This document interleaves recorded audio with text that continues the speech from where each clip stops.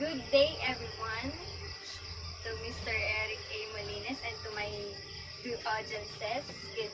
Good day. Good day, ma'am. I am here to tackle about lesson 4, reading for study, learning outcomes that I prepare are to demonstrate efficiency in studies, apply skills for more learning, improve performance in tackling academic tasks.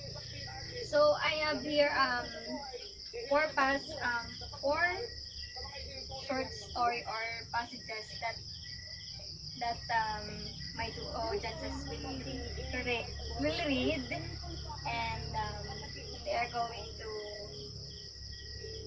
I am expecting them to understand what is this all about.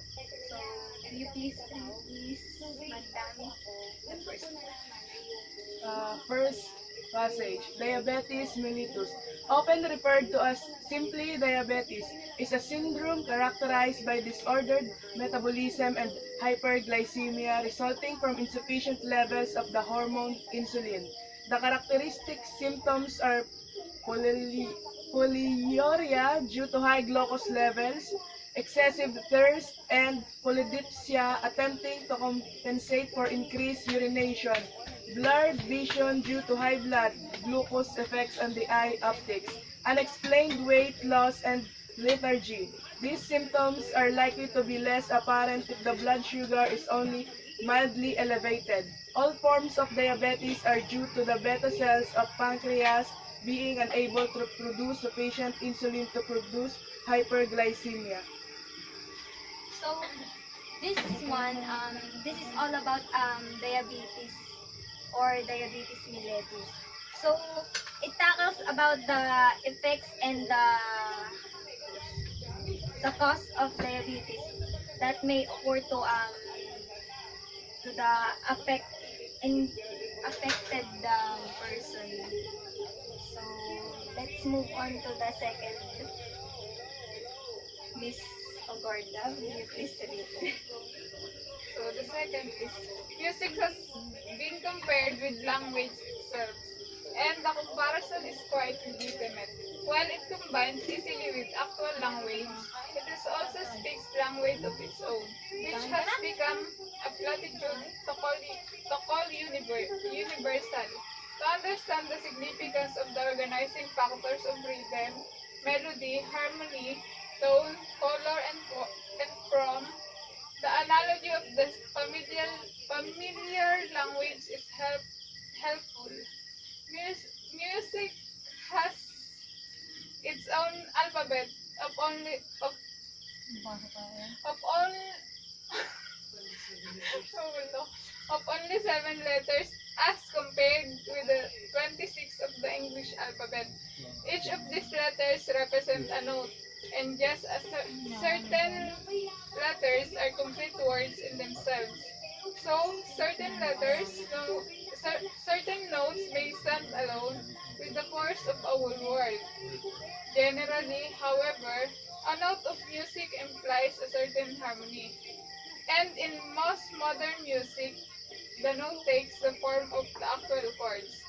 So it may be said that a chord in a music is analogous to a word in a language. Several words from a phrase and several phrases, a complete sentence, and at the same thing is true in music. Measured music compared to poetry, while the old unmeasured plain song might be compared with prose. The relationship to a modern music to free verse at once become apparent, and Impressionism, Cubism, and Futurism can all be found in music as well as in the other arts. By The Art of Enjoying Music by Sigmund. So this one is all about music compared to language itself. So um um it it also tackles the harmony, the chords, the the phrases that compares also in in prose and poetry. So, let's move on to the third paragraph. Ano lang po? Please read, Miss Madam.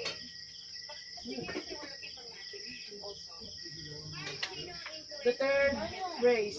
We realize that planet is not an inexhaustible resource. With the increase in population and the abundance of man-made products, we fear the thought that eventually our planet would become literally uninhabitable. A hole in the ozone layer, a part of the Earth's atmosphere that prevents harmful rays from the sun from getting through to the surface of the Earth worries scientists.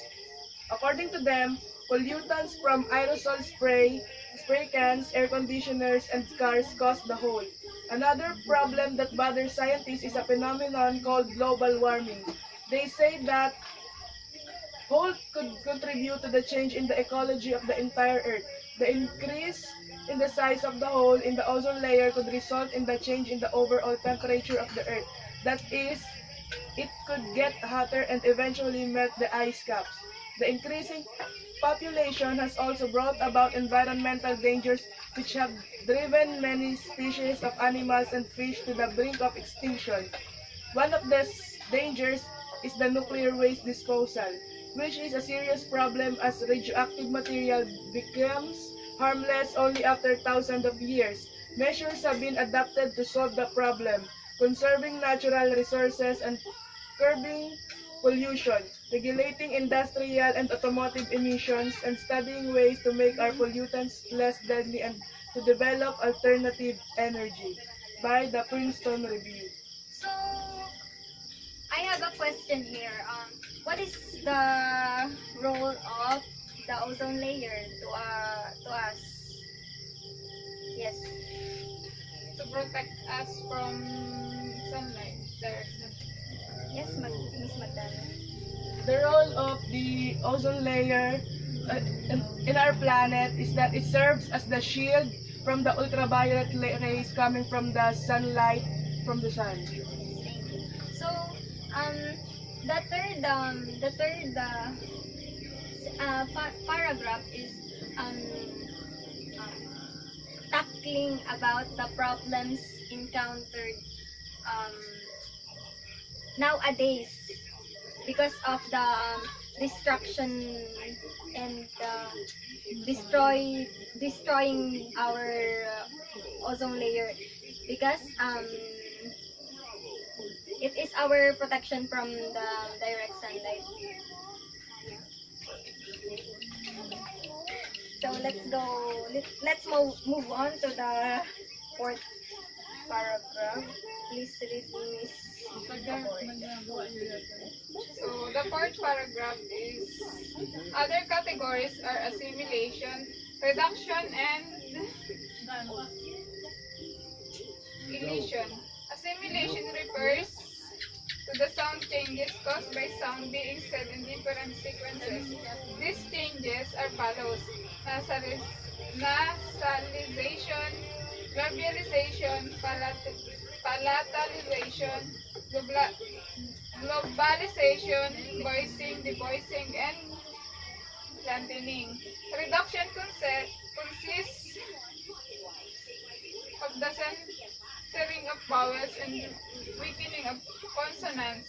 On the other hand, elision includes the omission of the individual phonemes.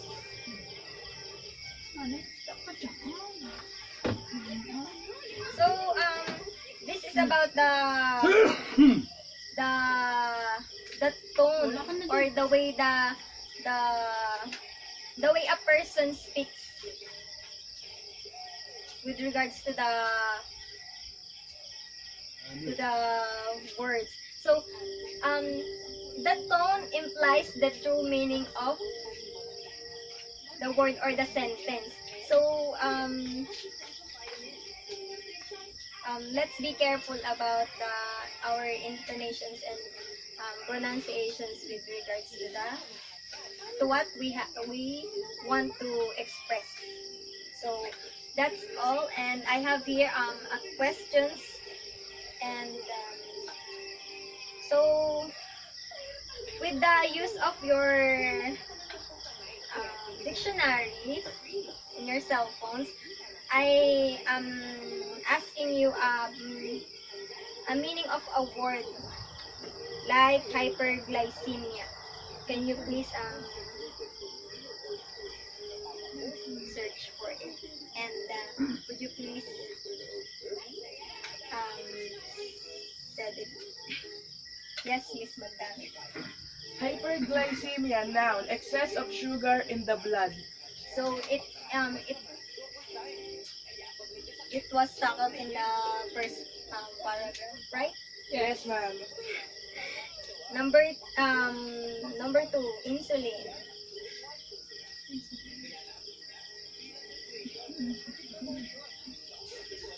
Just a moment, ma'am. Yes, Miss Aborta. So insulin, medic or a substance that your body makes and uses to turn sugar into energy. So who do you know that taking insulin? Yes. The people who's taking insulin is the people with disorder called diabetes, because diabetes is a syndrome which is we have too much sugar in our blood. So like Mr. Gary Valenciano, he's Yeah. taking insulin. So the next one is the pancreas.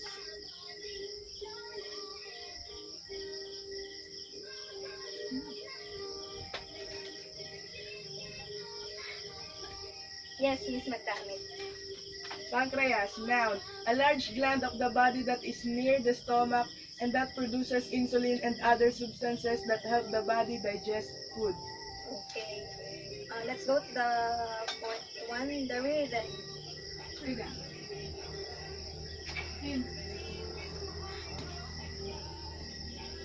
Yes. Rhythm, noun, a regular repeated pattern of sounds or movements. Okay. That's also I have here assignment for you. So give the main idea of each of the passages. Thank you.